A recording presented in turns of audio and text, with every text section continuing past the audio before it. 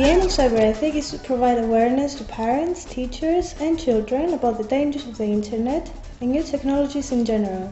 The purpose of this video is to share with you a story of success of this project and take you through some of the steps of its achievements.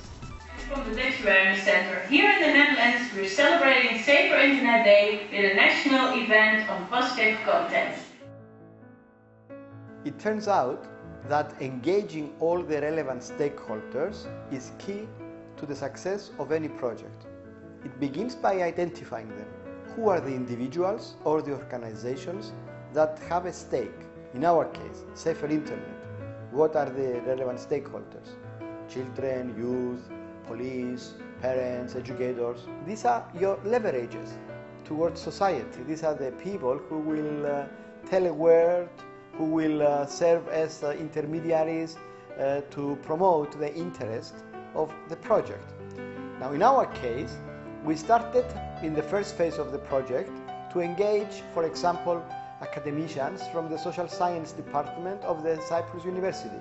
We engaged the family planning. We engaged the Turkish Cypriot organization so that we could work island-wide. We also made as partner the public television station. Imagine that.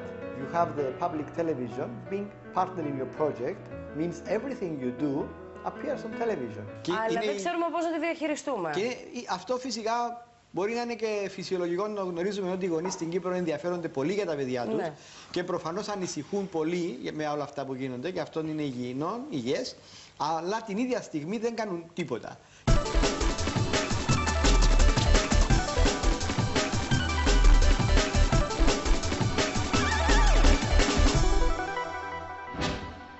Okay, with CyberEthics, one of the most important factors was creating the communication plan. What is a communication plan? Basically, it's when you target exactly who your stakeholders are going to be. You prioritize in which order you are going to come into communication with them. Start with who you might know from the beginning and build on from that. It's important to do your research so that you know that the path that you're following will be able to expand and you don't go around knocking on the wrong doors. What is missing? For example, in Cyprus, there was no cybercrime unit.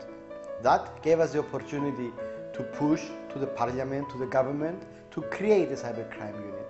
But this also meant that being from the beginning there, they were our friends.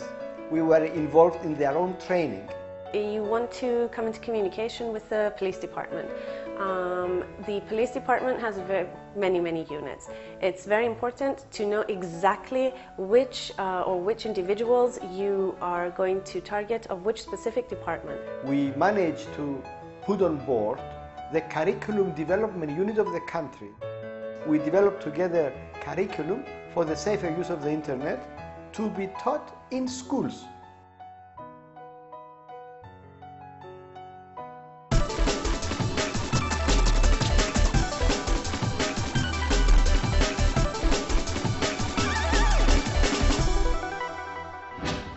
You can always create structures to put people underneath or engage them in that structure. In our particular project, we have what we call the advisory board. By creating the advisory board and including these individuals, we were able to use them to access the various stakeholders that we wanted to communicate with. You invite notable people with power to become part of it, or a member of the parliament, of the education committee, or a member of the police. The current president of our board is the person in charge of the IT for the whole country. The same person is also in the European Union the representative of Cyprus for ICT issues. With the Ministry of Education, it's very difficult to get them involved with us, so we found it was easier to target the teachers first and then move on through the teachers and the heads of the schools towards the Ministry of Education. Of course, with the Ministry of Education, you can do a lot of other things, like, for example, for the first time in the history of this country, we managed to do a super research project with 25,000 questionnaires delivered and collected by the Ministry of Education with the purpose of identifying exactly what the children are doing with the computers. This would have never been possible without having the Ministry of Education on board. So you need to basically sit, analyze who your target group is going to be, what you want from them, how you are going to access them, and finally go out there and begin your communication with them. You better run 2, 3, or 4 projects that are interconnected around the issue of safer internet. Now, when you have multiple projects running in parallel, there are multiple advantages. For example, their funding never coincides in terms of timing. So when one project finishes or is about to restart, maybe the other one can fund in between your activities. Well, in our case, one of the 5 projects that are related to safer internet has the possibility to be commercialized. SIM Safety is a good example of how a project that is being commercialized can then be run by its own child. We have been simulating the simulated world, the virtual world, inside the internet with 3D avatars. So children go in this 3D world and interact with one another. We'll have a share in the profits of this project, which will continue to co-fund our socially responsible intervention in society. With us, it was more important to get involved with the schools and the teachers and the parents' associations first, and then when we targeted the media, we were able to tell them we've already established ourselves in the community, we've already gone, and it wasn't a case of going to a program and just saying about what we are going to do. We were established already of what we have done. Για να προστατεύσω εγώ το παιδί μου ως γονιός, ποιες συμβουλές θα πρέπει να του δώσω? Η πρώτη συμβουλή που θα σας έδινα είναι να έχετε καλή σχέση με το παιδί. Όπως όταν πάει σε ένα πάρτι και γνωρίσει κάποιον παιδί ή κάποιον καινούριο φίλο, αναμένετε να σας το πει. Με την ίδια λογική θα πρέπει να αναμένετε να σας μιλήσει για τους φίλους που κάνει στο διαδίκτυο, για τους χώρους που επισκέφτεται στο διαδίκτυο. Targeting the media was also extremely important in knowing which specific programs to target. If you're going to just go to a news channel and just try and get yourself on the main news, that's a lost case from the beginning. In SIM Safety project, we managed to be on air for a program of 2 hours. This means that we strategize what to show through this program by having the parents, the children, the researchers all discussing.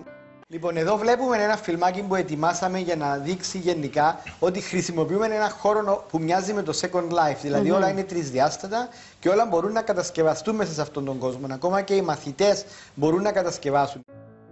As a result, it was a chain reaction because once we were on one television station and one radio station, then the competitive radio station and television station wanted us on their programs also.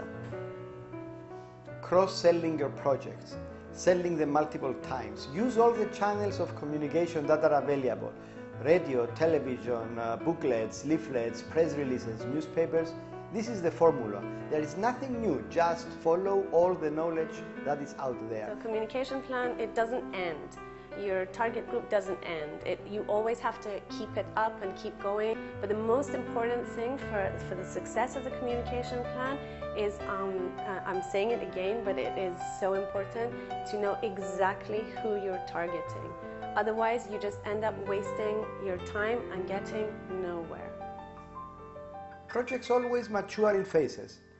This project was very successful, and that's why it's being continuously funded by the European Union and of course by many local stakeholders and individuals.